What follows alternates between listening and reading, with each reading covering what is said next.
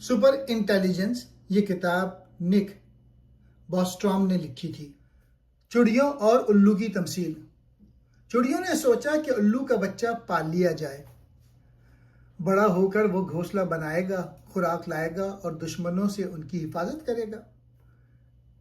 کچھ چڑیوں نے کہا الو کو لانے سے پہلے یہ سیکھنا چاہیے کہ اسے قابو میں کیسے رکھا جائے گا۔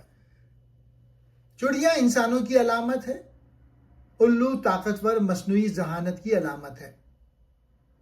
مصنوعی ذہانت یعنی AI بنانے سے پہلے اسے محفوظ بنانا ضروری ہے۔ سپر انٹیلیجنس کیا ہے؟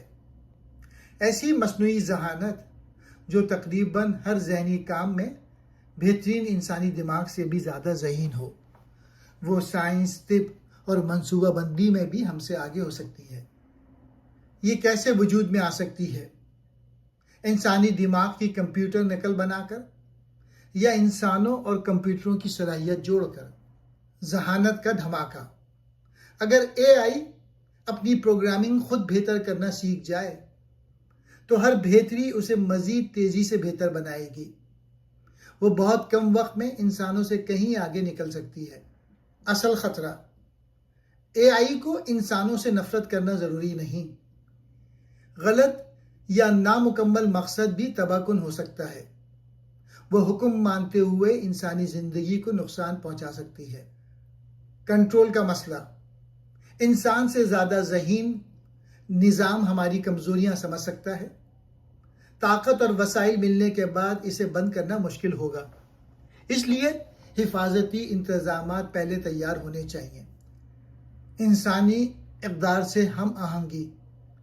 AI کو صرف ذہین بنانا کافی نہیں، اسے زندگی، سلامتی، آزادی اور انصاف کی قدر بھی سکھانی ہوگی۔ اس اہم مسئلے کو AI الائنمنٹ کہا جاتا ہے۔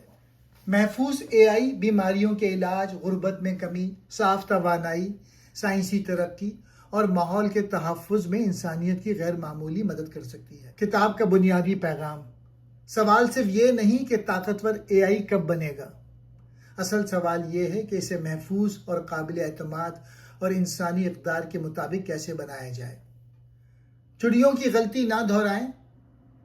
الو کو پہلے پالنا اور بعد میں قابو کرنا خطرناک ہے۔ AI تیار کرنے سے پہلے یقینی بنائیں کہ وہ انسانیت کی مدد کرے، اسے نقصان نہ پہنچائے۔